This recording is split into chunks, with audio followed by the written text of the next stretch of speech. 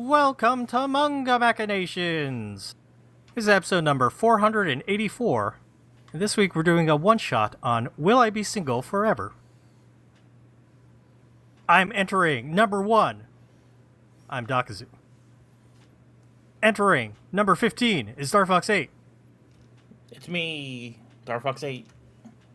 Entering number 27 is Morgana Santilli. Howdy. And entering number 10, Seamus2389. Really, Dakazu. Yes, I made a reference to the Royal Rumble, which is happening today as we record. I thought it was like sports numbers, like jersey numbers. No, I gave Morgana the best number. 27 is like a very good number. Yeah, I know nothing about what you're doing right now, but I'll just roll with it. 27 sounds good to me. The Royal Rumble is an event where it starts with 2 people in the ring, and then like minute? 90 minutes? 5 minutes? I forget what the time length is. 90 minutes. That's something I'd pay to see everyone. I meant 90 seconds. 90 seconds. 2,700 minutes. What's that, like 13 days? Yeah, it's like after a set period of time, another person enters the ring, and it becomes a battle royale where you have to throw the opponents over the top rope. And the last one standing worked wins. Anyway, so the time limit doesn't really matter. But it's 30 contestants, Morgana. So the later you come out, the better. So coming in 27th, you got a good chance of winning. All right, except that I don't have a good chance of winning, trust me. My only saving grace is that somebody probably wouldn't be able to lift me right now. So Well, pro wrestling references aside, welcome to our podcast. Manga Machinations. We're essentially a book club for manga. We have a very interesting book to talk about, a manga to talk about in our main segment. But first, I want to shout out our coffee. We have a coffee, ko-fi.com/mangamac, and it's the best way to support our podcast financially. If you buy us a coffee, you help us buy the manga. And recently, we've had a lot of support from our dedicated listeners. For example, Philip helped fund our Psycho selection on Berserk, which is happening in 2 weeks. We also have our Oku the Inner Chambers retrospective, helped funded by Manga Machu, Vicky Dalton, and Lulu. And shoutouts to all the other people who have funded us over the years. Deluid, Jen, Mia, Dr. Meltface, Liquidus002, Wyatt, Poor Mexican 72, and Xteen. Thank you so much for supporting us. Our current goal is to fund the Land of Lustrous retrospective. That is a future project that we're doing. But yeah, Philip, you should know that the Berserk retrospective coming in 2 weeks. That's very exciting. We're finally going to be able to talk about Berserk. It's been a long time since we have. Not a full retrospective, but a sampling. Oh, sorry. Yeah, it's a Psycho selection, which means we're going to take a look at a one story arc in the series, and I hopefully I picked a good one. Hopefully, we'll see from the other hosts what they think of. Is there a big sword? Are there demons? There's always a big sword, and there's always demons. I mean, that's halfway to an excellent story, really. Is there a mechanical arm, or is this pre-mechanical arm? This is mechanical arm. Ooh. Okay. You know, this could also describe Final Fantasy VII. Yeah, yeah. This is Morgan. This is pre-Final Fantasy VII. Right, I know. I'm just like, you know, the big sword, the demons. I was like, yeah, I'm thinking of Cloud. And then you said mechanical arm, and I was like, hold on a second. Back that up. I did not know. Wait a minute. I did not know that Guts had a mechanical arm. Is it Guts? It's Guts, and you will find out. Yeah, you'll see that in 2 weeks. Darfox is now on cam over on our streaming, because we're streaming this recording live over on our YouTube channel, youtube.com/MangaMacTV. I would wolf whistle, but I'm afraid it would do weird things in my microphone. It might not even go through. It's just like the microphone will be like, those levels don't exist. Right, just blowing air. Just imagine, everybody, that I whistled upon Darfox's beautiful entrance. Yes, yes. All right. We don't have an email this week. However, we had a question over on our Manga Mac Discord. Discord.me/MangaMac if you want to join. It was a question asked by one of our listeners, Cliff. And it led to a fun discussion over on our Discord. I'm just going to go ahead and read what he posted over there. Morning, everyone. Had a question for everyone as it was on my mind the last few days. If you guys had to pick on anime that had a huge impact on your life, which one would it be? For me, it would have to be Dragon Ball Z. Honorable mention to Pokemon and Yu-Gi-Oh, but never really considered those as anime. Darfox, you joined into this discussion and you posted yours. Yeah, it has to be DBZ, and then for my high school years, it was Trigun. You know, like my edgy high school years, I could have grown up to be like an edgy jerk, or I could have grown up to be like a bleeding heart, like simp, and then Trigun turned me into the bleeding heart simp direction, like in the last moment. God bless. Thank you, Trigun. But yeah, I mean, Dragon Ball Z, my first exposure, the very first episode, just a quick anecdote, was, and this is totally wrong, if I think it's a fully a filler episode.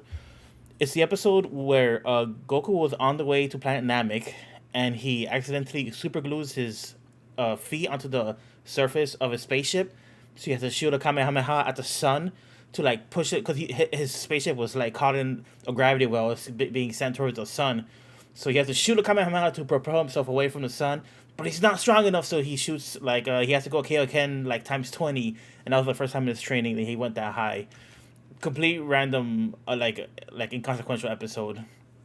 But I remember watching this, and I first saw it being aired like at 6 a.m. I don't remember what channel used to air it. This is before like the whole Toonami era of Dragon Ball Z. I was like, what the hell is this show? This is so weird. And then later, my friend came back from Colombia, because most of us kids growing up in Miami, we would go back to the motherland during summer vacation, for like a month or so, and he would go to Colombia because that's where his family's from, and South America is like all about Dragon Ball Z and anime in general, but like Dragon Ball Z. So he came back. He's like, oh, David, which spoiler is my real name. Have you heard of Dragon Ball? Have you heard Dragon Ball Z? I was like, yeah, that's that weird show, right? What is that? It's like, oh, I'll check it out because my friend said so. And then that's when I became hooked, and it just like ruled our lives for like the next 10 years or whatever. And then we discovered, because we started watching it on Cartoon Network, right? And Cartoon Network only had the episodes up until Goku arrives, and I think he fights the Ginyu Force, but he only beats Raccoon, and he's about to fight Berter and Jace, but that's where it stops. At that point, they start back in the beginning, and we were crushed. We were like, what the hell is this? Oh, no. Yeah, we were crushed. It was just like, well, why did this happen to us? Then we found out that Telemundo was showing Dragon Ball Z in Spanish. And they fucking had it all, bro. Like, it was crazy, bro. It was like the most privileged I ever felt, being like a Spanish speaker. And then that's when that was like the second dub. It wasn't like the original dub, but it was a second dub, and the Funimation ended up dubbing it like 18 times over. But that was like the first Funimation dub, and that's the one where they will say things like "send you to another dimension" instead of saying "kill you." So when I was watching like the Telemundo version, none of that stuff was censored. It was way more violent. I was like, what? They're killing these people? I had like a loss of innocence when I watched the Spanish version. Yeah. And also the Spanish version has like the original Japanese music. It has Head Chala. It's just like that's when I became like a real Dragon Ball fan, with the Spanish dub. Everything else is just posers, which is not true, but like The English dub of Dragon Ball Z is also iconic now. It took a long time for it to like seep into the public conscious and pop culture. But yeah, like the Dragon Ball was so kind of influential and damaging to my psyche as a young child. Sparky. Sparkling, yeah. Definitely DBZ for me. Awesome. Well, I answered it in our Discord for Seamus and Morgana. I said Morgana. It was Yu Yu Hakusho and Gundam Wing. Oh, I didn't actually see this conversation. Yes and no. The question is it influential? Biggest impact, I think the word Biggest they impact? said. Okay. This is actually a really hard question because I was really into anime as a kid because I was the correct age when Pokemon became really big. Although actually, so I talked about my origin story before, but it starts with Sailor Moon back when I was in kindergarten. So that one's like influential, and I don't know that Sailor Moon is like something I would now call like one of my favorites of all time, but it was definitely very important to me as a kid. And influential. I mean, I was just looking in my my kid's closet, and there's my like Sailor Moon comforter from when I was in kindergarten, like that I had on my bed then, and now my kids use. So there's that. Yu Yu Hakusho is definitely Yu Yu Hakusho is like one of my favorites, definitely, and I can't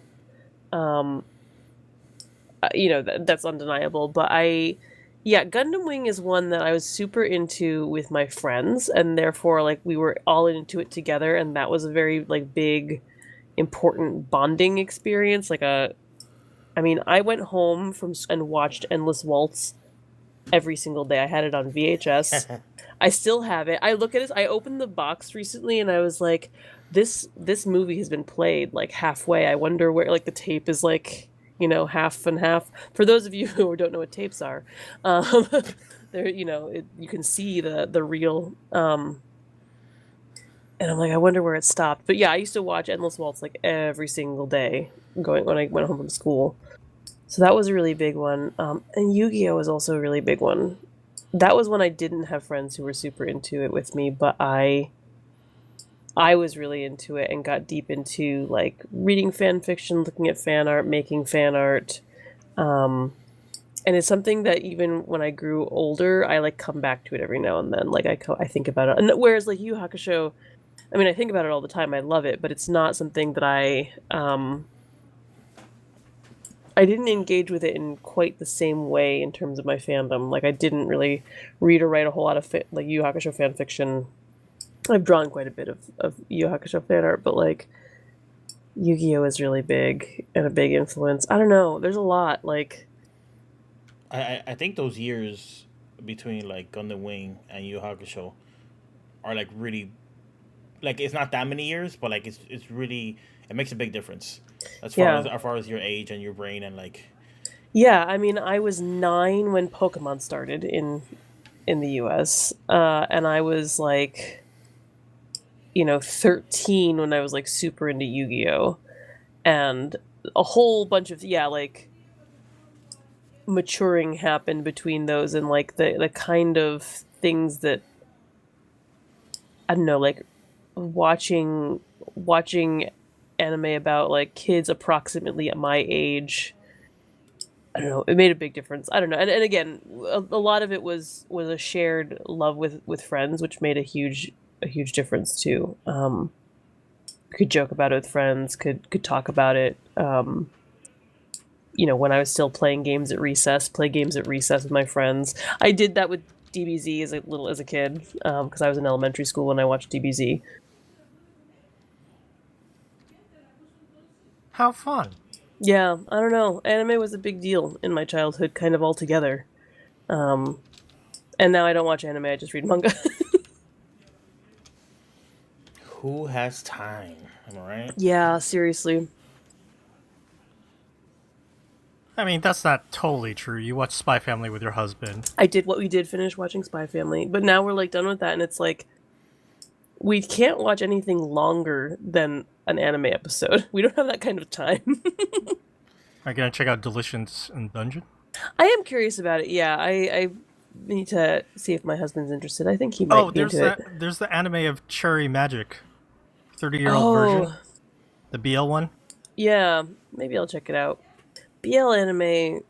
There's not a lot, and what there is, My wife is having like a time with that anime. We're watching yeah. it together. She's like, "Wait, how did he? Did this guy never jerk off? How does he know he doesn't like guys or whatever?" I'm like, "Honey, no, Yeah, don't try to figure out logic."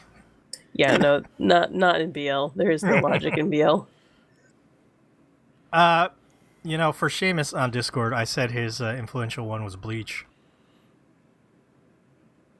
And she I just think I said said slander. I was like, yeah, for that logic, Tokusatsu, it should also be like D. Grayman or Death Note or like Code Geass.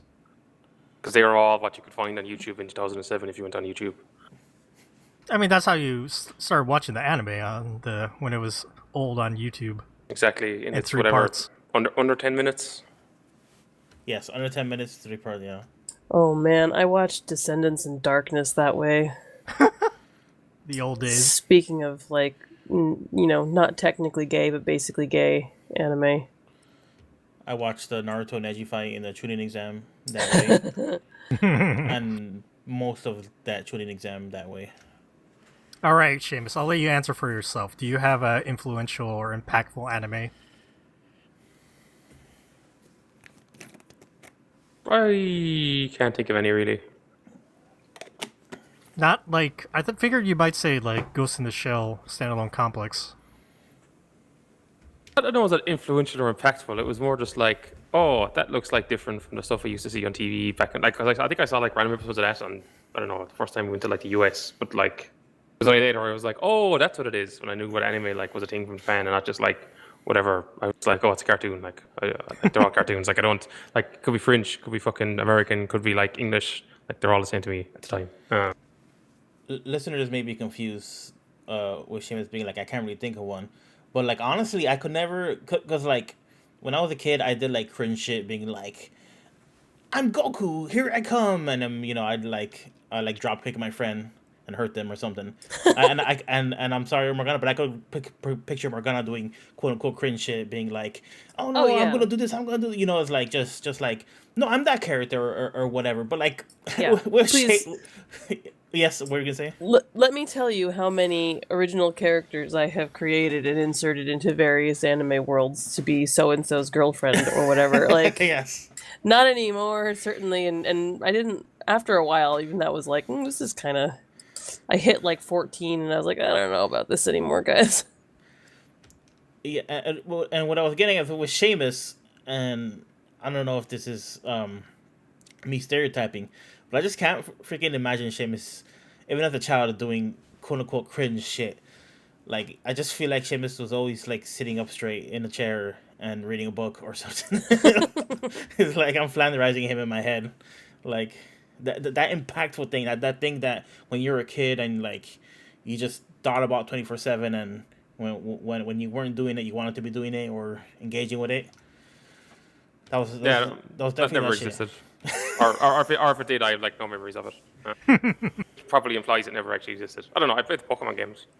I saw Pokemon, but I didn't actually like the anime. I just prefer playing the games. And now look at you.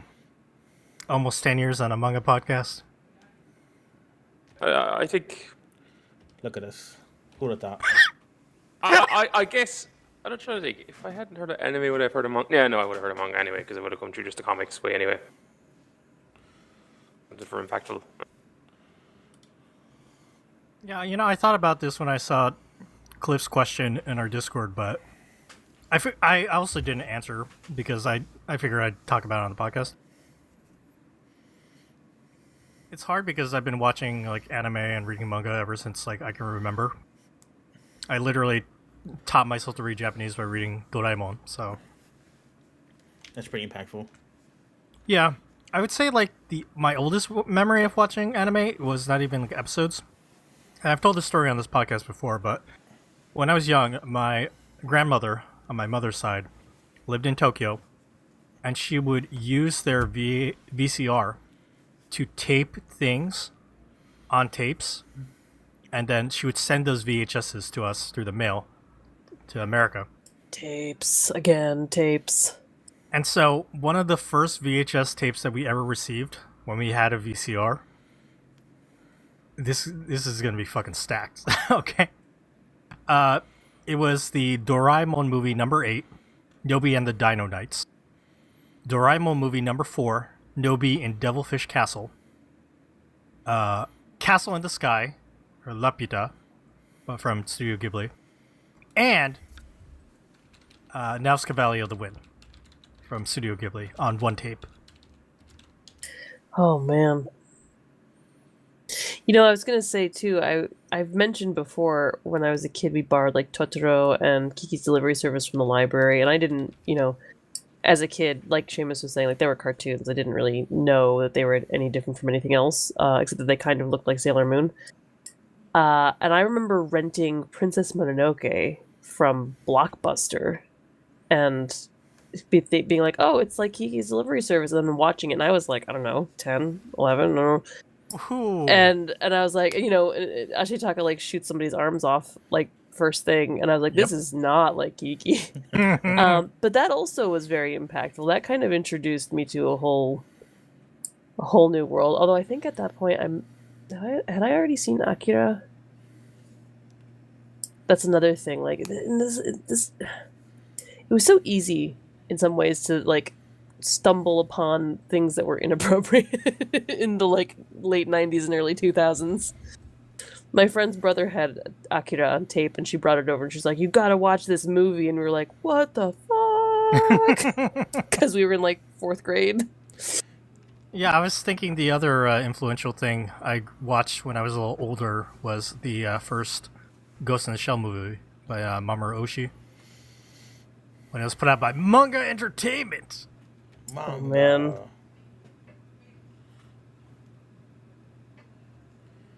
That was definitely a case of me watching something I was like, this is clearly for adults, and this is very cool. And also, I don't understand what's happening. It's a little too philosophical for me. Yeah, I remember that channel. I forget what it was called, but it was basically like the TV Guide channel, where the channel listing would scroll slowly, so you'd have to like physically wait to get the channel, so you knew what was coming up in the next couple of hours, and you knew when your show was coming on.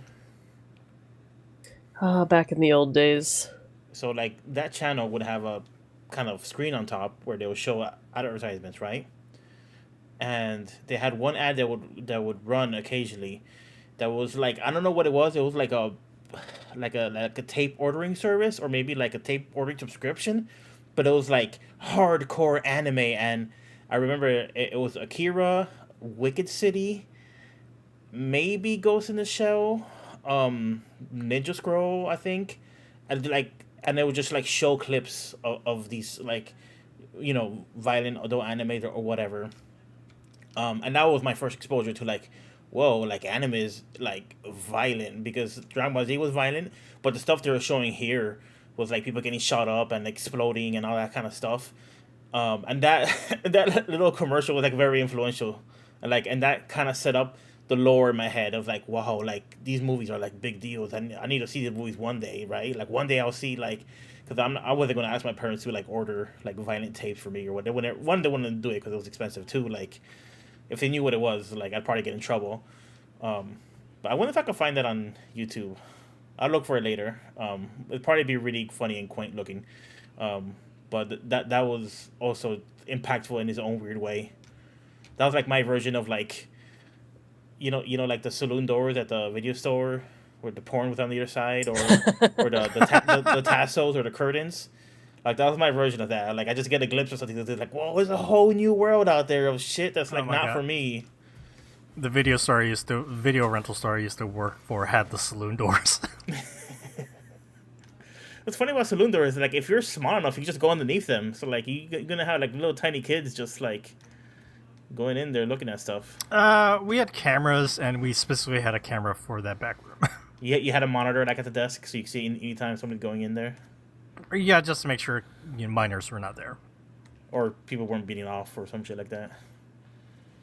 Yeah, I mean there are stores around there are cameras around the store in general. just to make sure people weren't trying to grab stuff. Because, like, it was one of those cases where the tapes were actually in, like, they were on the shelf. Oh, you didn't have to, like, bring it up to get the tape. Yeah, we didn't have, like, a storage place for, where all the tapes are collected. Like, everything was supposed to be in there. I think, except for the DVDs. The DVDs were separate. Because people were like, those are newer, and, they didn't want people just fucking stealing those. But the VHSs, they were just in the case. Also, on the shelf. DVDs were probably easier to store as well. Yeah. You could store like 20 DVDs in space. It takes you to store one VHS tape. Well, okay. Yeah.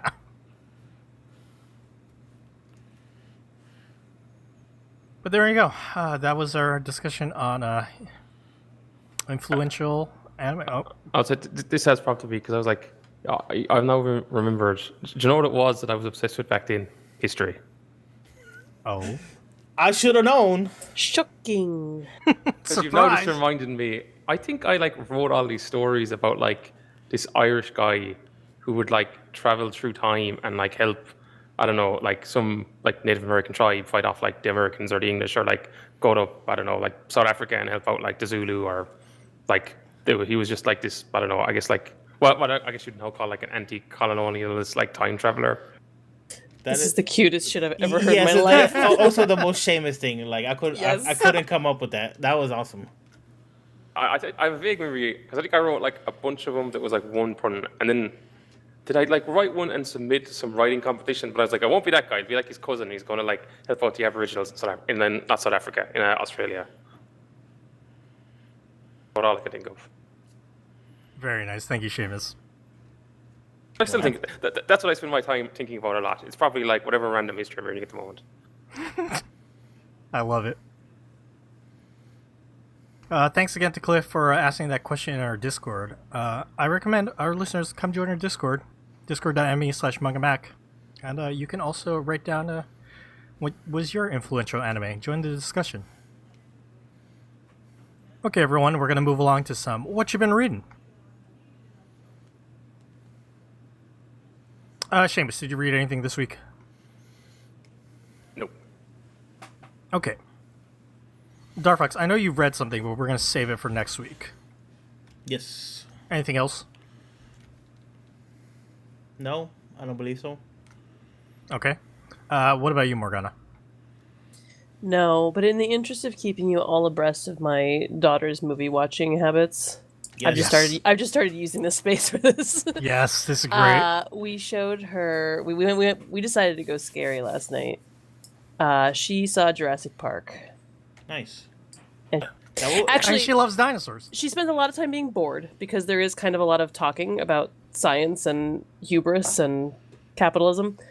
But she was into the dinosaurs. It was so funny. So the T-Rex comes on finally, right? And there's that whole scene, and I'm like, oh man, this is like scary stuff. And she's like, that's a yucky dinosaur. No, thank you, dinosaur.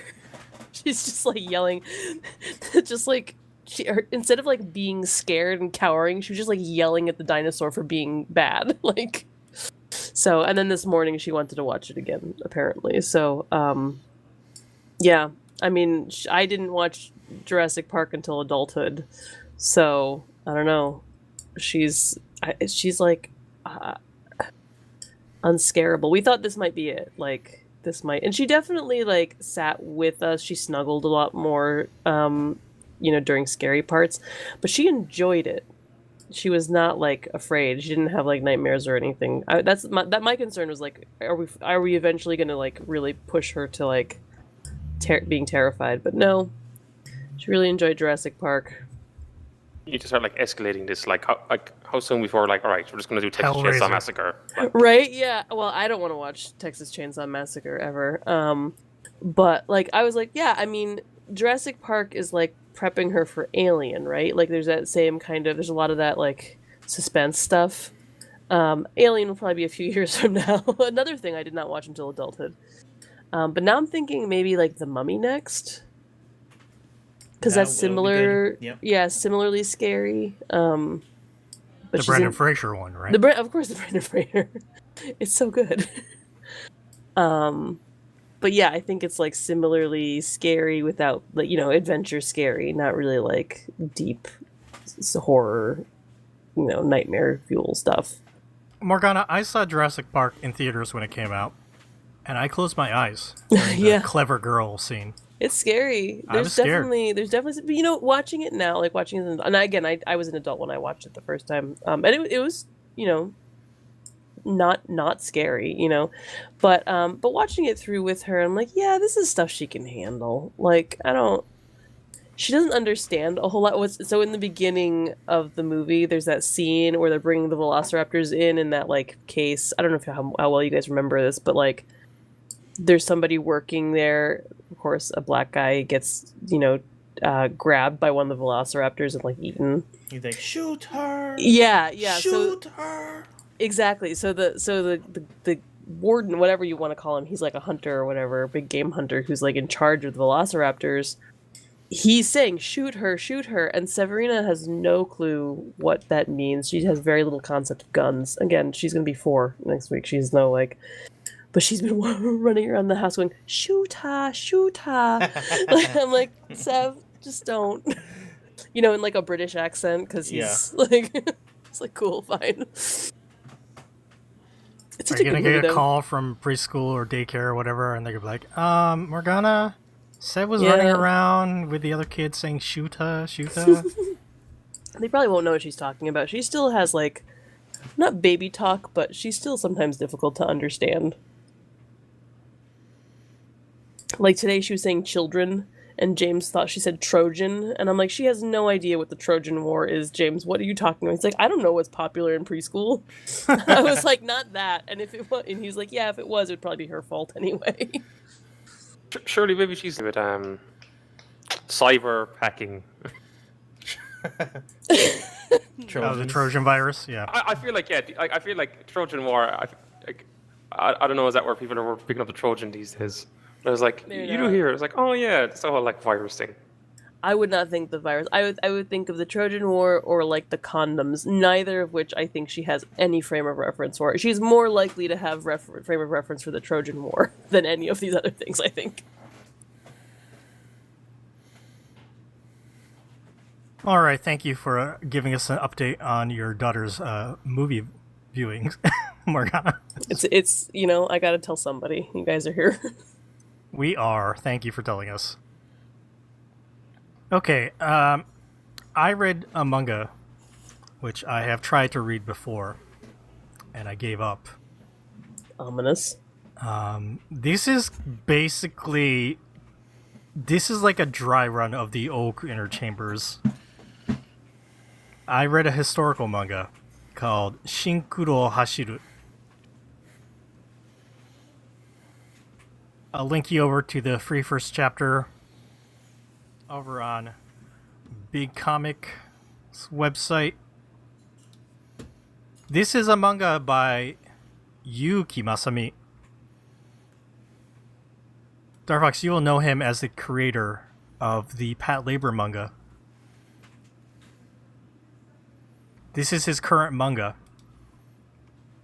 And it is a historical manga that I have tried to read before and I could not understand it.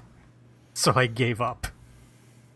And this week I tried again, and after watching like several YouTube videos, reading through a bunch of Wikipedia articles, I finally have some semblance of understanding of what this manga is about. So this manga is about Hojo Soun. But he was never known in life under that title. In life, he was known as Ise Souzui. The problem is, he established himself as a warlord, and his son later changed the family name to Hojo. So posthumously, he became known as Hojo Soun. This is the thing I fucking hate about Japanese history in this period of time. This is around the 1400s, okay? These figures would constantly rename themselves under different names, and it sucks when you're trying to follow who is who in this historical manga. Was it like a week or 2 weeks ago we got that email, I think from Chris, about you ever reading a manga and it makes you feel stupid? Yep. I feel like this is one of those sketches. This is it, everybody. Historical manga about a time period that I'm very unfamiliar with is this. So to give you a little bit of context about when this takes place, I'm just gonna refer to him as Ise Sozui or Ise Shinkuro, as he's known in this manga. He's basically the general who kicked off the start of the Warring States period of Japan. And that's the time of Oda Nobunaga Morgana. That asshole. Oda Nobunaga was mostly around 1550. And this is like almost a century before that. It's basically when whole Ise Sozui was born. It's not really exactly clear when he was born. It's either 1432 or 1453. 1456. Kind of a long gap, but they basically, the thing to know about Ise Sozui is he was a person in a lower rank, and he was a general, so he was a military leader. But what happened later in life was he took out a lord and then took over their region and became, the lord of that region. There's a term in Japanese called gekokujo. This term means those in lower position overcoming those in higher position. That's literally like what that kanji means. And so he's the one who kicked off that idea of a lower person overthrowing a person in power and taking their place, which is what the Warring States period of Japan was all about. And he was like the first case of that. That's why they say this person kicked off the Warring States period. And the manga Darfox put up, it starts right when he's about to overthrow that larger lord and become his own master. And then it jumps back in time to his childhood. And it kind of follows the story of him throughout his childhood, going through everything. It is so fucking confusing, Morgana, trying to follow the events. Because he has uncles and other uncles and his father and his sister and other clans, and it's very complicated. But it's very interesting to read about this. One of the first major events that happens is his older brother is he was assigned to work under a different lord, and that lord basically was accused of treason, like not obeying the emperor, and had to escape, and his older brother was cut down by his uncle for like assisting in this as like a treasonous act. And that kind of like affects how this person viewed like both family relationships, clan relationships, rulers, and that eventually will kind of mold him into being the leader of his own group with his own like vassals that work under him. And currently where the manga is now is his older sister was married off to a different clan. His sister had a son, so that's his nephew, right? His brother-in-law dies. Kind of like he takes a straight arrow out of nowhere in a place where he should not have taken a straight arrow, and he dies. And so now his young nephew, who is like maybe 5, 6 at this point, is supposed to be the new lord. But that clan, they're like, this kid's too young. He can't be the vessel. Let's use the cousin of like the dad who passed away. And so this person, Ise Sozui, had to interject between like this nephew and his, I guess, uncle at that point. Distant uncle? Yeah. Between like the power arrangement of that. and said that, okay, the uncle will handle, the clan and be the leader until my nephew comes of age. And now, time skip, nephew comes of age. Isesozui is like, okay, time to transfer power back. And this cousin is like, this uncle is like, I don't want it. And It's so now, my power. I Yeah. want to keep it. and now for the sake of his nephew and his sister, he is now going to have to take arms and basically crush this person. And that's where the story is right now. This follows all historical events. These are things that actually happened. And as this keeps going, he's going to keep getting involved in helping to quell other people, and that's going to keep giving him more power, and eventually he will rise to become his own lord. But it's interesting because his official position is like treasurer for the emperor. That's what his family clan was. That's what their job was. And so he rose from being treasurer to his own lord of his own area. Actually, he conquers the Kanto region, so that's the Tokyo region. Because back during this time, the capital was not in Tokyo, it was in Kyoto. And yeah, that's what this manga is about, and it's very interesting, and it's very funny. Yuki Masami is very good with his comedy. That's how he started out his manga. There's a lot of comedic moments in like Pat Labor as well. So like, even in this first volume, they're fighting and like they're having like a military battle, and instead of like saying advance like in Japanese, they're saying go go go like in a military movie. So there's lots of good, entertaining comic manga stuff happening here. But it's just like this dance. Like Dark Fox has a page pulled up where like the person explaining there is the uncle of Isesozui, explaining the situation with like the family members and the clans, and it's just, oh man, it makes my head hurt looking at that. That's trying a lot to parse of everything. text. It's a lot of text and it's dense. And remember, Morgana, these characters have different names. Right. Yep. Like when the uncle looks like that's when he's still an active like leader. When they retire and pass on their duties to their like their kids, they shave their head and become monks. And that's why if you actually look at a picture of Isesozui like online, it's a illustration. It's a portrait of him as a monk, because by then he had passed off his duties to his kid, and then he shaved his head to be dressed in a monk. And we're gonna see that kind of stuff in Oku, the Inner Chambers. So my long spiel on explaining who Isesozui is, aka Hojo Soun.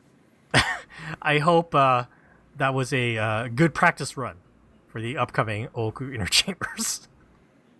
So, the history itself is interesting, but is the manga enjoyable to read? Because it's so dense. Like I enjoy history, but I kind of like getting it like in bits and pieces, like like a YouTube video talking about like one specific thing, like the history of reproduction, or the history of this specific food stuff, or the history of, I don't know, something's kind of focused so that it's not like, this seems like, I know it's following one person, but it's also like this big kind of convoluted political brouhaha. It seems hard to follow. So Morgan, to answer your question, in terms of actually learning about Isesozui and following like all the historical facts, it's a little convoluted. It's a little hard to follow. However, drawing this character, this person of Isesozui as a child, and the drama that happens with his older brother, who I explained like was cut down by his uncle, and seeing all the like characters' journey, the expressions, all that graphic novel stuff is great. That's very enjoyable. Yeah, because that's the kind of stuff that makes... I remember, like, in history classes in school, really enjoying when my teachers would talk about anecdotes about, like, the individual people, as opposed to, again, just, like, the kind of overarching, like, here are the politics, and here's this, it's like, I want to know the people. and their lives and their dramas. Yeah, I can see that being way more engaging.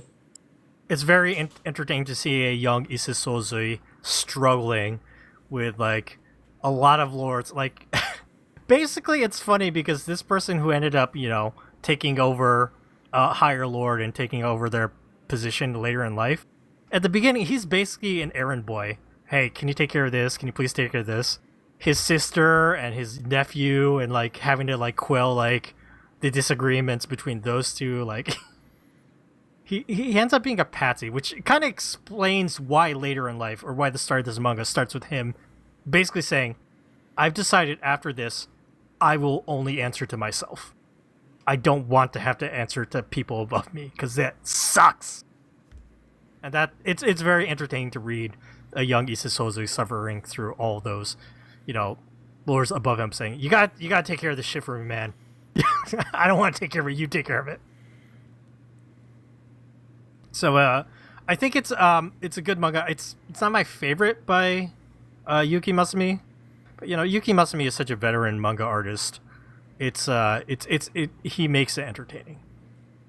I think it's not quite as easy to parse as when Akiko Higashimura did her Warring States manga, her historical manga. Somebody please give it to me. That was the one about Uesugi Kenshin. And the historical theory or hypothesis that Uesugi Kenshin was not male but actually female, and then that's how Akiko Higashimura wrote that story, and it was very entertaining. But Darfox, you remember Akiko Higashimura, when it get into deep historical stuff, she would split the page with the upper half doing all the heavy historical stuff, and the bottom half she would have Akiko Higashimura tea time. She was like, "Hey reader, how you doing? This is hard to read, right? Man, let's forget about it. Let's just talk." That was a very entertaining way of like kind of getting around the harder political historical stuff, which this manga doesn't necessarily do as well. Historical manga's hard. It's hard. It's hard, everybody. I dread our old Greener Chambers podcast retrospective that we're supposed to do. It'll be fine. It'll be fine. We'll be fine. But yeah, I did a dry run with this Shinkuro Hashiru, and that's what I read this week. And now I am too tired to talk about anything else. So let's go ahead and end what you've been reading. Okay, before we get to our main segment, let's talk about next week. Now, next week, Morgana, you're busy. You mentioned it is Sev's birthday, so you have a birthday party to throw. Morgana's away. It's not the Empress Foray, because we talk about Empress manga now. But instead, I've agreed to do another left to right. Morgana was initially bummed about missing out until we mentioned we're going to read Garth Ennis's The Punisher. Yeah, y'all have fun with that. Seamus, what are we reading? I asked you to curate this list. We're not reading Garth Ennis as The Punisher because at this stage it's probably like 200 plus issues with how many stuff he's done. But we're going to read, I think it's the start of his Punisher Max series, which is Punisher Born. Punisher Born. A one-shot he did called Punisher the Tiger, spelled Tyger, after that poem. And then what was kind of like the end, I guess, of the Punisher Max series, which is like Punisher the End, which is also like a one-shot issue. Okay, so 3 different Punisher stories done by Garth Ennis. I saw that article you tweeted, Seamus. So I know the theme of this Punisher, and what it's gonna be like. This is exciting. Maybe we'll get like police officers with Punisher logos on their cars to listen to us. No. Oh, Jesus. Maybe we'll get a bunch of people I live by in Florida to come listen to us now. I mean, they're gonna be so excited when I start shitting on Western comics like I did the last Left to Right episode. But Because you'd be shitting on either 75 or 78 or 85-year-old men if you talk about the art for one of those issues. I can't remember how old John Severin was when he wrote. He was either 78 or 85 when he wrote it. I think when he did the art for Tiger. Oh, when he actually worked on this. Yes. Not now. When he worked on this. No. When he worked on it, he was like one or the other. Old. Wow. So I think Richard Carver's not that young either.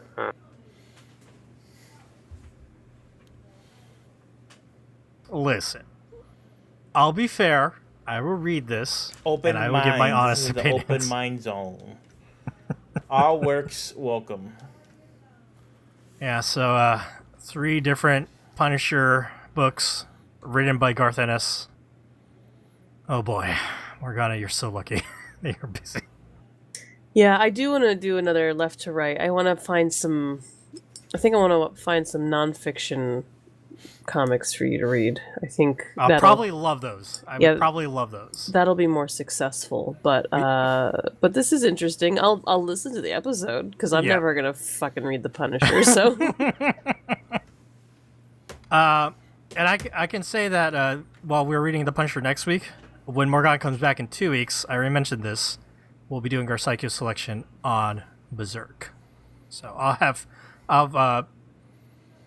more details on that next week. But yeah, look forward to that coming up. Okay, everybody, we're going to take a quick break. And then when we come back, it will be time to do a one-shot.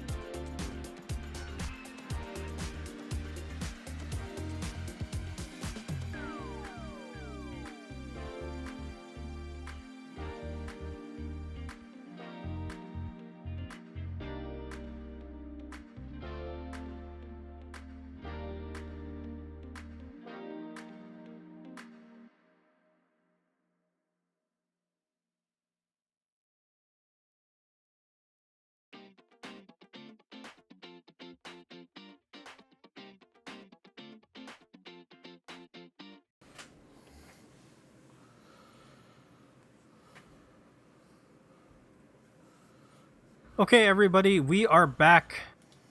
For our main segment, we are doing a one-shot on Will I Be Single Forever?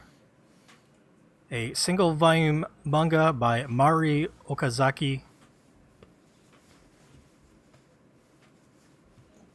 It is based on an essay by Mami Amamiya. Originally came out in 2014 in Japan in Feel Young magazine from publisher Shoudensha.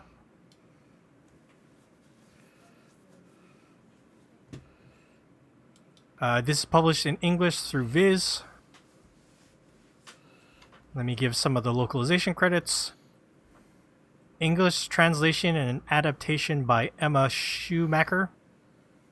Touch-up art and lettering, Mona Lisa de Assis. Design, Julian J.R. Robinson. And editor, Pancha Diaz. Let's read the copy on the Viz website. Mommy is 36 and unmarried, and the entire world seems to be telling her she must be miserable. But is she? Does she really need a ring on her finger to be happy when she has a job she loves and friends who support her? A collection of interconnected stories that explores the hazards and joys of unmarried life through the eyes of three single ladies.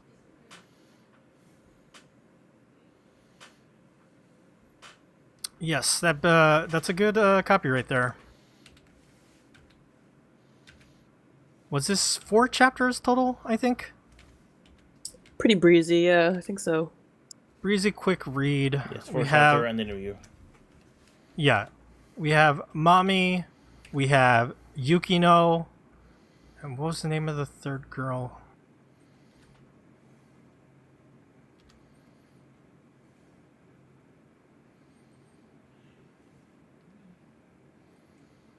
Hold on, let me check this. Shimizu. Mami, Yukino, and Shimizu. And so the first 3 chapters covers each of the girls, and then the 4th chapter goes back to Mami. And I believe Mami is based on Mami Amamiya, the writer, author. Yeah, who did the essay, the column in the newspaper that this is based on. This manga has been adapted into a live-action movie. Oh, wow. I want to mention something off the top real quick. The Japanese title for this is Zutto Dokushin de Iru Tsumori. I found that Japanese title interesting compared to the English title. The English title, Will I Be Single Forever? But the Japanese title, I feel like it's a question not asked by someone, it's a question asked to somebody. Like, will you be single forever? I feel like that's the Japanese one. So it's interesting that they turned it around. Is in English. Is that supposed to be like what the parent would say, or what they imagine the parent might say to them? Like, kind of something a little bit cutting, like hurtful? Or not really? Just is it still like neutral?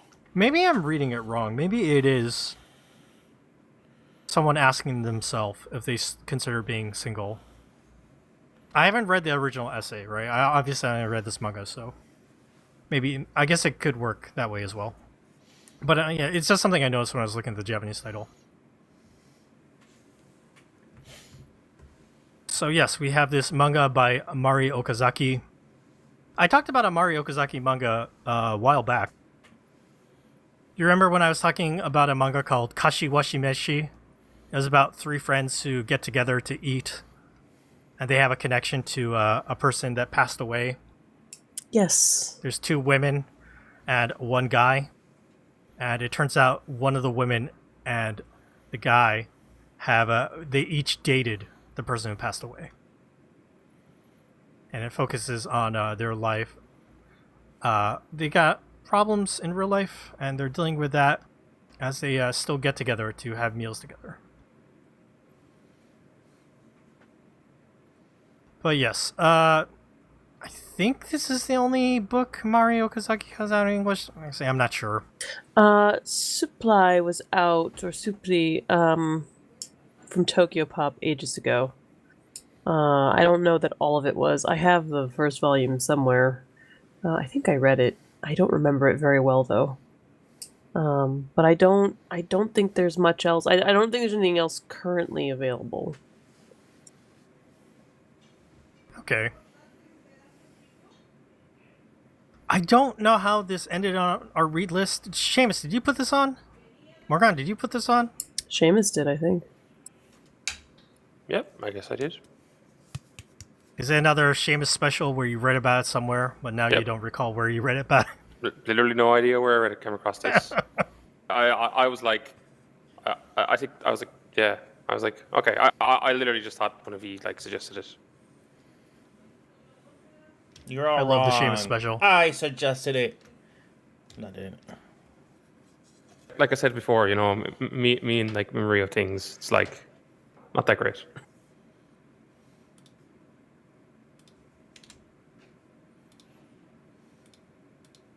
I'm sorry, I got very distracted because Jordan Grace just entered the Royal Rumble. I didn't realize she was in WWE. Darfox She's not. This is a surprise entrance. from TNA. Yeah. Well, I'm technically. Well, yeah. Technically, Naomi's also in TNA. Oh, is that what's up? Oh, okay, that makes more sense. Well, I mean, Sorry. they both might be new people in WWE. I have no idea. But that is a Okay, surprise. sorry. I don't mean to derail this podcast. A surprise to be sure, but a welcome one. Let's get back to Will I Be Single Forever, because we basically have not started talking about this. I want to start with Darfox. Hi. What did you think of Will I Be Single Forever? I liked it quite a bit. It did feel pretty simple. Like the kind of I guess I'll just call it the kind of solution they come across at the end is just kind of what I think or hope most like single people kind of feel. But I mean it's a worthy thing to explore, and obviously if they wrote this essay, it's an issue that they've dealt with. But yeah, this is very much written from a woman's perspective, and there's a lot of very specific things that I directly can't relate to usually. However, overall, like the manga opens up with this person saying that they're like 36 and single. I'm 36 and single. Like it actually is actually very relatable in a lot of ways. And I'm somebody who has been, asked about like dating and questions of why I'm single. And granted, I'm not as much of a catch as some of these manga girls, but I don't know, Dar. We've got a whole segment on coffee just because you're too beautiful. That's true. But no, it's a thing that you do deal with to a certain extent. Even I've dealt with it, and I can just only imagine successful, pretty women just get that it just gets amplified like 1,000-fold. I really like the characters. I think I like most the second one, with the black hair. I forget her name. Yukino, I think. Yes, and I just really felt for them and their, The ex. it's kind of like a situation where you're dating somebody who has like just tons of microaggressions against you, kind of thing, and they just have a negative attitude about everything and how that can wear on you. I thought we didn't read the original essay, but I thought this manga does a really, really good job of just communicating those feelings.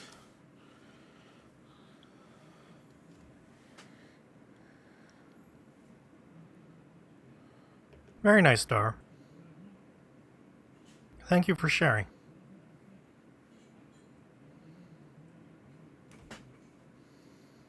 Sorry, I had something stuck in my throat.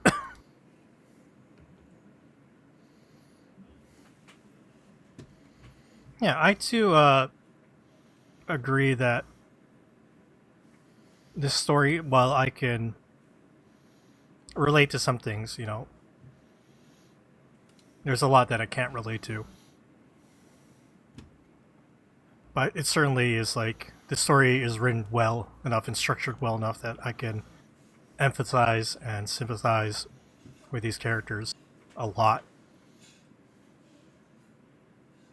I'll get more into it, but let's turn to Morgana next. Oh, you know I love this shit. I know this book is for you. Yeah, I think one of the things I really appreciated, I think it would have been very easy to outright be like, married people suck because they're happy and I'm not, and boo-hoo, and that's like, I feel like I don't think that being single is bad, right? I realize I'm saying this from a point of some privilege. You're married. I'm married. I've been in a relationship. I'm married. I've been in a relationship with my husband for 15 years. That's almost half my life. It's really hard to kind of separate myself from that. But I had never dated anybody before that, and I was okay being single, But I do realize now, like, as an adult, if I had to if I wanted to find a partner, I wouldn't know how.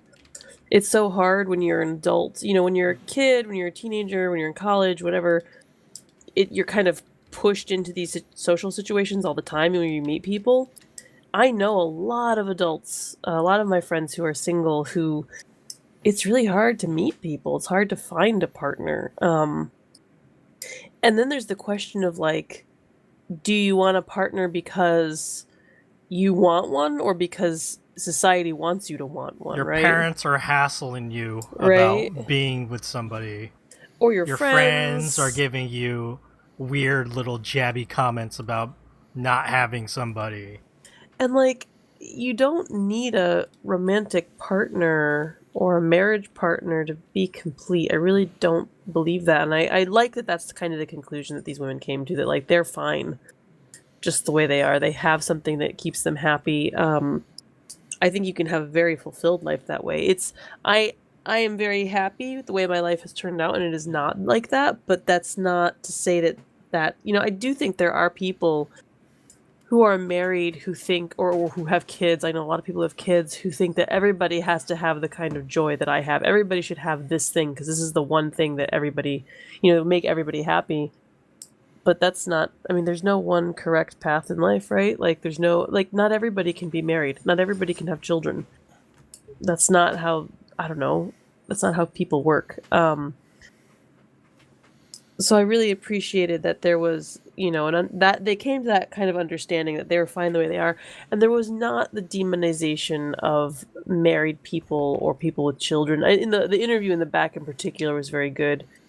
They talked about mothers and the different kinds of pressures that mothers face in society and from families. And obviously this is something I identify with very much, and was very gratifying to hear about, and gratifying to hear these women who don't have that experience, or at least the original essayist does not have children, but it's like, I can only imagine how hard it is for a mother. It's hard for me as a single person, but I also it's a different challenge. And acknowledging the different kinds of challenges that women face, and that basically nothing we ever do, any of us, is going to be the correct thing in the eyes of the majority. And it fucking sucks. And so at the end of the day, fuck it, just do your own thing. Yep. Also, her art is incredible. Absolutely gorgeous artwork. Love it. Also funny too. That second Very chapter funny. with Yukino, and she sees her ex and thinks about him as, like, is he a salmon that came back, upstream to, like, and got, like, fat and, like, good, and am I a bear? And then they go out for dinner, and, like, he has a salmon on his head and she is dressed as a bear, and it's very good. Yeah.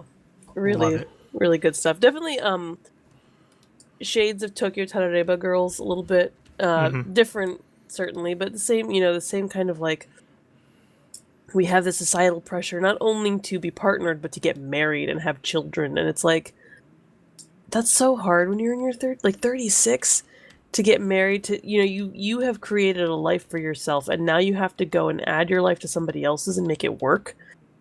And then you want to add kids into the mix, which is like, I mean, talk about chaos. Oof, that last chapter, man. Yeah. That last chapter is fucking, teeth Oh my grinding. god, with It's her a good boyfriend. rage-inducing one. Yeah. I mean, immediately I was like, girl, get out. Like, this is bad news. Because as soon as she agreed to get married, he became like boring and neglectful. Like almost immediately. Yep. Let's turn to Seamus. What did you think of Will I Be Single Forever?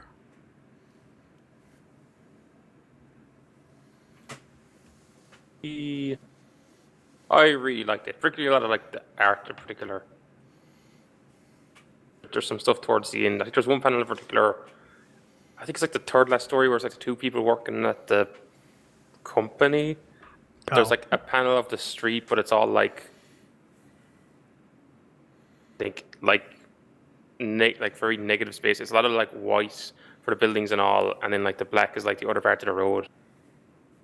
That's kind of interesting because like towards the end, she kind of like seems to start doing a lot more of that. Like I don't know, was this published as a collection or like over a period of time? This was over a couple issues of the magazine. Oh, the one thing to say is they always seem to have at least one panel where it's like one of the characters is like, for one panel she like turned the panel 90 degrees, so like they are standing up, but it looks like they're kind of facing down or up on the page. I see that.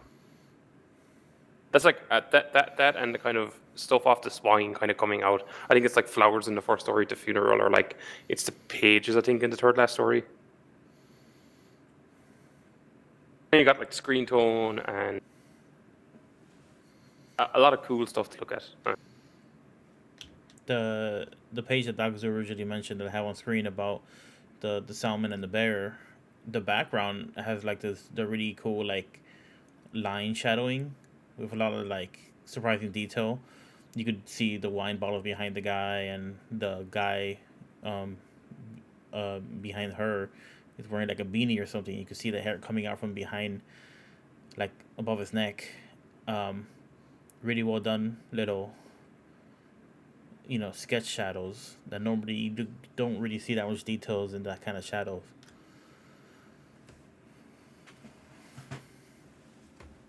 It looks good, Dar, but with backgrounds, I always kind of assume it's done by assistants sometimes. We're judging the work. That's fair. Yeah, Seamus mentions the art. I really like the art from the second chapter with Yukino when she goes to the Middle East. Dubai. She goes to Dubai, yeah. Yeah, Dubai. She's on a camel in like the sand dunes, and the way they draw the clouds is like, it looks awesome. Very good art.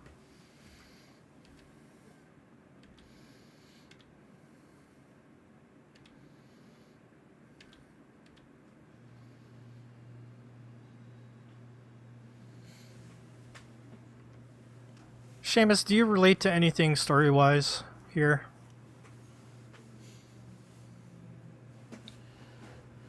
I don't know. Do I relate to much in what I read? All right. To me, it's like, yeah, this is. I'm not someone who thinks about like, oh yes, this is very much like some aspect of my life. I'm like this is just a story, and I just like think of it as a story.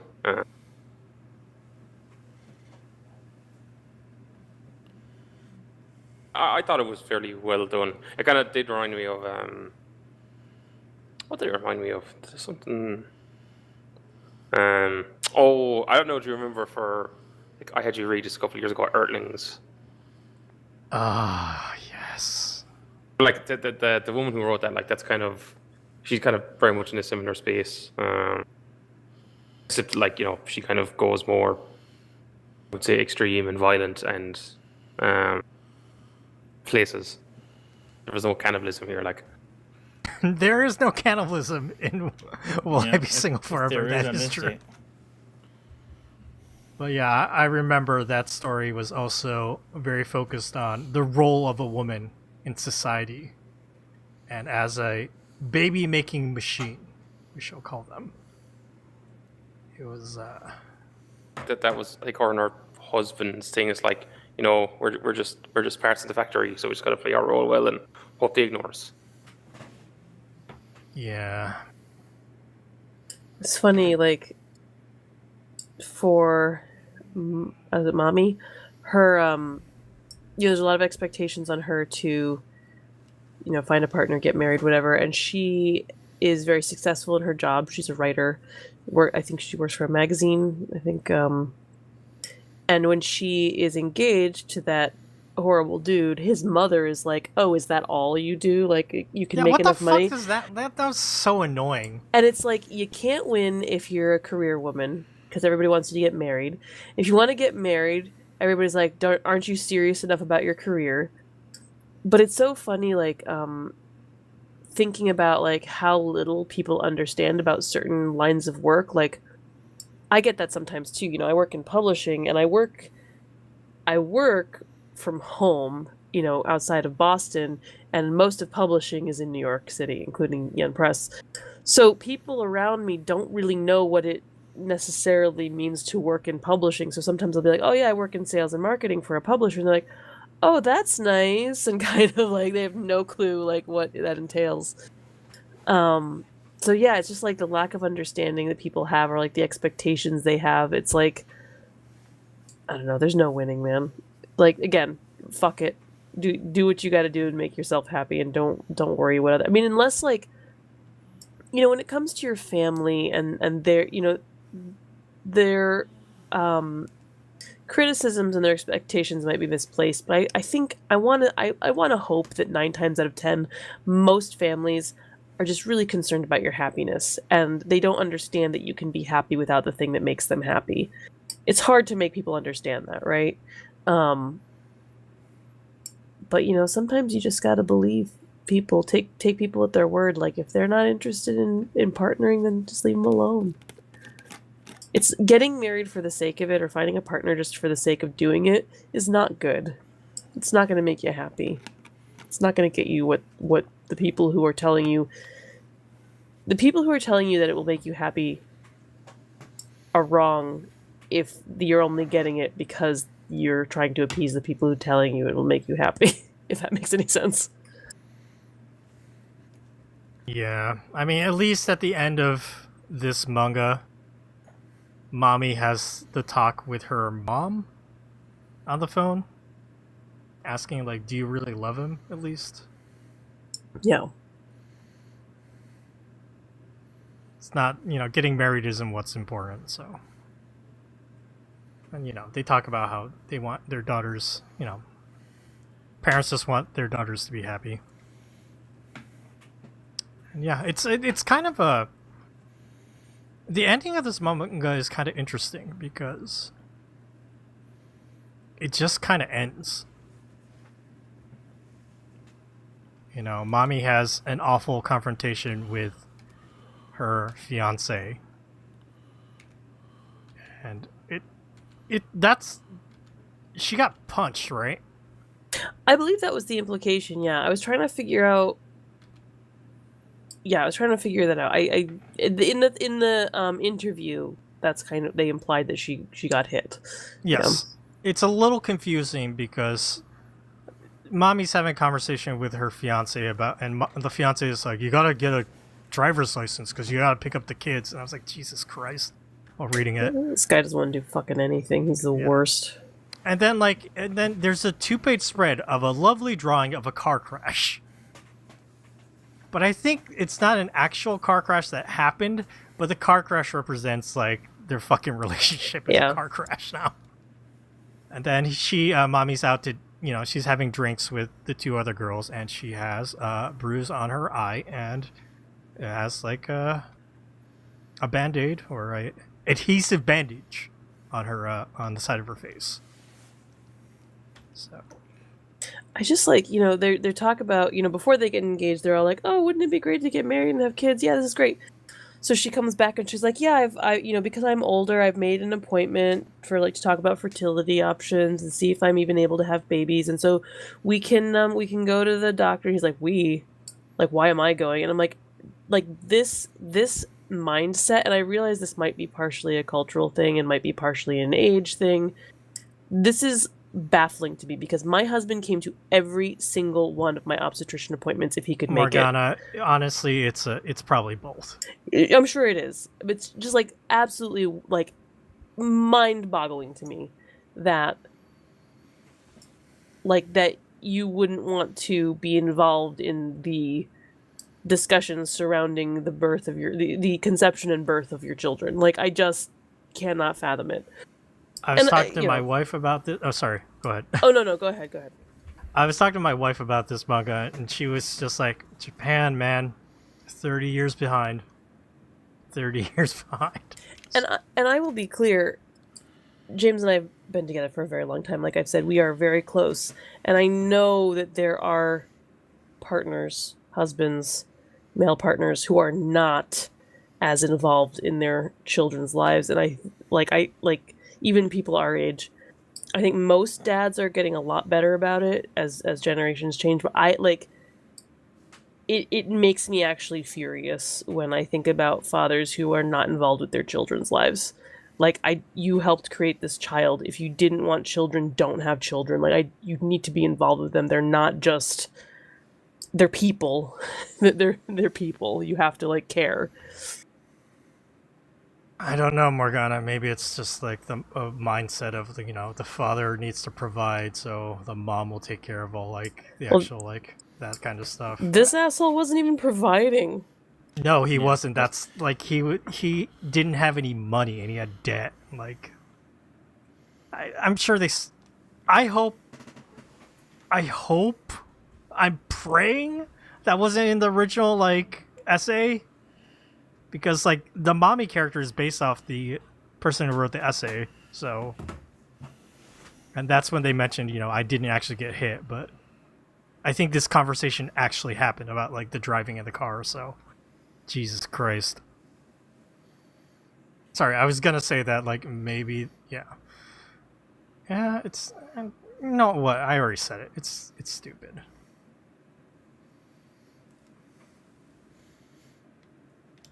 I feel like the car picture as well is also just a representation of her agreeing to do something that she knows is destructive.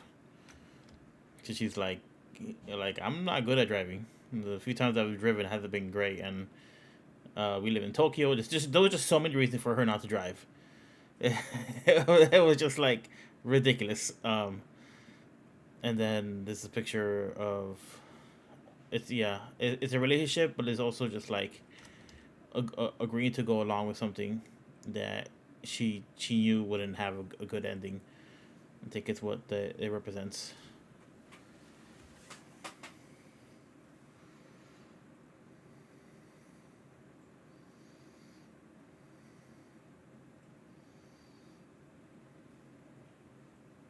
This is a great manga, but the contents of it it's a bummer. And it's just so sad. And I guess it's upsetting because it's this shit, this shit happens. Oh yeah. This isn't just a dramatized story. I mean, it is a dramatized story, but it's based on an essay of somebody's it's based actual on an experience. essay of, yeah, exactly. And it's just,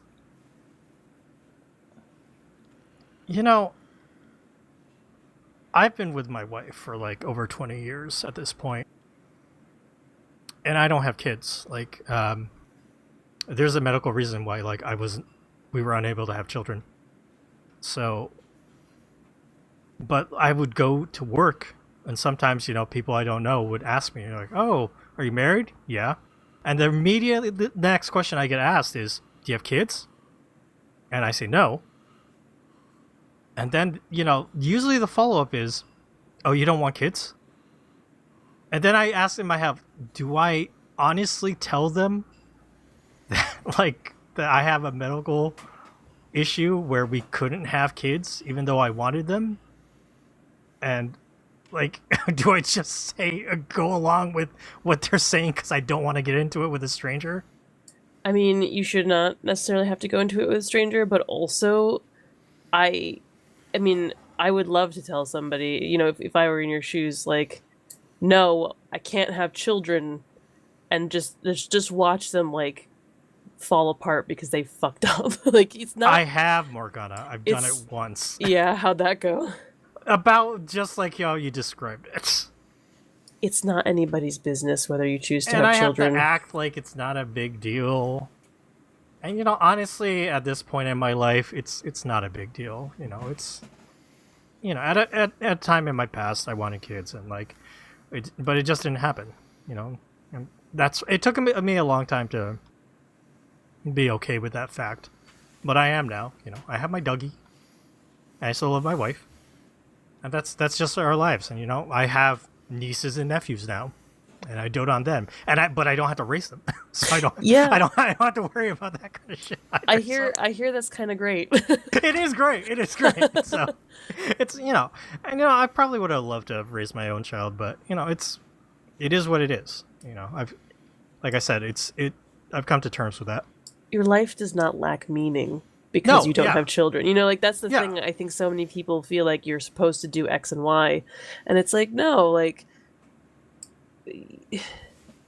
I mean, it wasn't for lack of people bugging me about it. My mom would constantly bug us. It's like, grandkids? Am I gonna have grandkids? I'm gonna die soon, right? I would like some grandkids. Like, it's like, okay, mom. It's just. Yeah, it's not fair. It's not anybody else's business what you do. I mean, obviously, again, people are saying things like this. It's like your mother because she wants you to be happy. Like it's not. But it's also like this isn't your life. You can't live my life for me and tell me how to run it. Like when that's possible, when you can like operate me like a Gundam, then you can do whatever you want, I guess. But like right now, this is not the reality we live in. The reality is that this is my life, and I'm gonna lead it the way this works best for me. Yeah. And sometimes I would think about like, is this not working out? Like, does it make me deficient? But you're right, Morgan. It doesn't. It doesn't matter. No. Everyone is different. You still have a wonderful relationship with your wife, right? I mean, that's wonderful. So many people don't have that. Yeah. So many married people don't have a good relationship with their spouse. I do. I have a wonderful wife, and I love her very much. And now we have a dog, and my dog is my child. Yeah. And you got us. I'm kind of like your child too. very, Jesus. very big kid. I have a beautiful child named Darfox. Always answering my questions. Sending you money, Sending you to Darfox, your buy this. room. Helping you book hotels for New York City. Darfox, you gotta do this. You gotta do that. Yeah, and it's different for everyone, of course. And I'm not looking down at Morgana. It's like Morgana has kids. Oh, like I'm not doing that. It's, you don't do that. Oh, breeders? Oh, God. There are people like that. Oh, yeah. Oh, I know. I know. Assholes. Listen, you don't have to want or enjoy children, but like, again, they are still human. They are still people. Treat them with respect. There's always like a gradient, right? Like one of my young coworkers made a comment, and I'm young. They're like, early 20s, right? They made a comment that like they didn't want kids, and they said no, I don't need any crotch goblins is what she said. I have used that term. It's fine. Yeah, and I honestly didn't think it was like an asshole-ish thing to say, because like it's clear what they were saying wasn't reflecting on anybody. It was just like they're really not interested in kids, especially not at this point in their life. Maybe not ever, but definitely not at this point in their life, right? And then there's the other side of the coin where there's people who just are very embittered for some reason. They're very unhappy about other people having kids, or babies in general. It's always hilarious to me because they must just hate life because they were a kid. Like, we all have to be kids before we can be adults. That's how that works. Right. It is kind of just leading towards like nihilism. It is like just like right there. Like there's not much difference between it and being like we just shouldn't exist. I mean, I don't entirely disagree, to be honest. Like, and if you ask me like why I had children, I have no logical answer for you because I wanted them, which is like the most selfish, ridiculous reason to do anything like with this much added responsibility. There is no logical reason to have children at this point in time. We're just continuing the species. It is entirely an emotional decision, I think, if decision enters into it. I know for some people it's less of a choice, but that doesn't make it wrong. And I also think there's a lot of really great things about kids, and they can teach us a lot about, like, I don't know. I feel like I've learned a lot more about compassion and respect and thinking about my relationships to other people while raising kids, because you kind of have to teach them all of that, and it makes you really kind of reassess your own values. Maybe not every parent thinks that way. Certainly, maybe this is a very, very millennial parent thing to do, but I don't know. Kids are not inherently bad. Not having kids is not inherently bad. Not wanting kids is fine. I know lots of people who don't want them. I really, truly do not believe anybody should get into a romantic relationship or have children if they are not prepared to do the work it takes to maintain both of those things. It's not like it just comes naturally necessarily. There's a lot of work involved with both, maintaining both. Absolutely.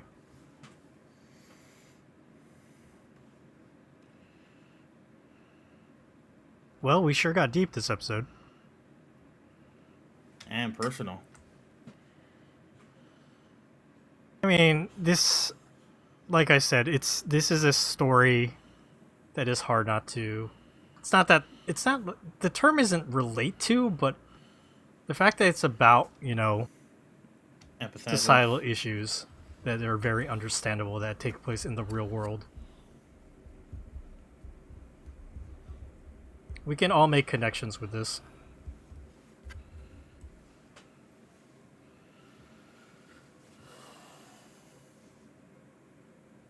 Wait, that's not a right phrase to say. Not that we all can all make connections with this, but it is. It's easy to make connections to this, I should say.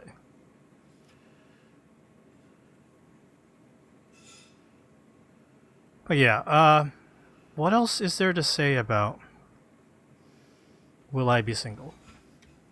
I'll be honest. I think we said it.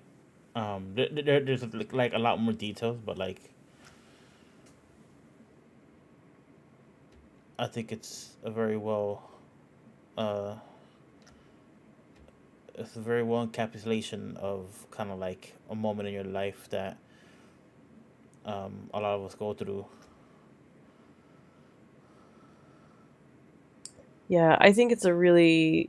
I mean, I think we need more Mario Kazaki in English, number one. Yeah. Number two, it's a nice zip little volume if you like, obviously Akiko Higashimura, but also like Fumi Yoshinaga or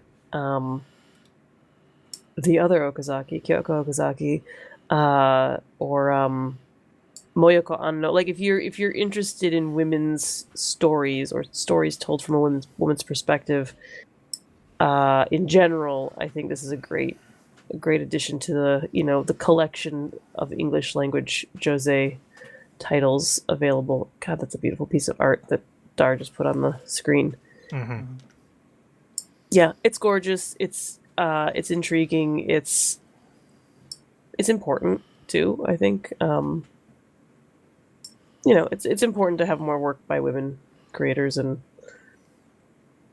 especially about issues that I think are so. I mean, again, you know, we've talked about how this is not just something that women go through, but I do think this specific kind of pressure, especially the pressure to like become a wife and mother, is such a female centric, a woman centric issue that I don't know, it deserves more, you know, more airtime, more manga time in English. It's good stuff. Good stuff. I recommend it. I'm so glad we talked about this manga. Thanks for putting it on the list, Seamus. You're welcome. If at some point I'd love a way to like look up how the fuck do I like come across this stuff. I think when you add things to the list, you should just put in parentheses like a link to wherever the hell you Or found write, it. yeah, write a sentence so you know. Well, I don't know. I feel that ruins like the whole like The Seamus special. the novelty Where did this come of from, it. Seamus? I don't know. The gag gets ruined. We don't get to tease you about it on air. Kill the bit. I gotta so like if you put it in like do you always remember like where like when you put links in, or do you always remember the books you put in, or is it just me who like has this like seemingly like very bad like ability to remember this stuff? Because I think I just throw it in and like move on.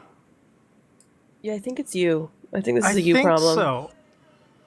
I usually put things in and I remember because they're mostly related to things I'm reading, or I heard it on Twitter or something, so. But I think it also doesn't help that, like, a lot of the stuff I put down we do pretty quickly. And then when it's like, what shall we talk about? Pick something from the list. Oh, here's something I've never heard about. It's because Seamus put it on the list like 2 years ago or something. So that probably doesn't help either. But yeah. I guess we're going to go ahead and wrap up our discussion on Will I Be Single Forever by Mari Okazaki, based on essays by Mami Amamiya. Excellent book.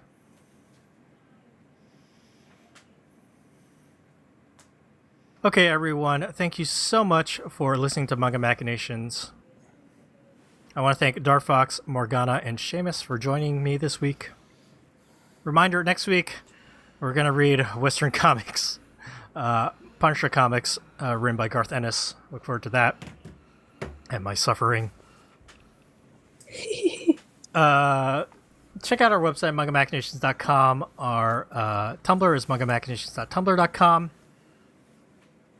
Support the podcast by subscribing to us on Apple Podcasts, Google Podcasts, Spotify, wherever else you can find us. Our Discord is discord.me/mangamac. That's how you can join.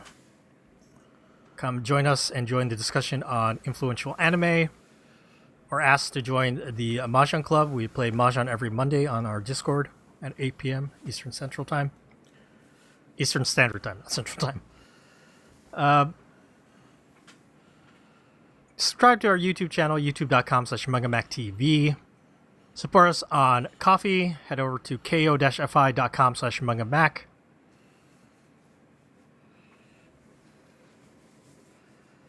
Send us emails, mangamachinations@gmail.com.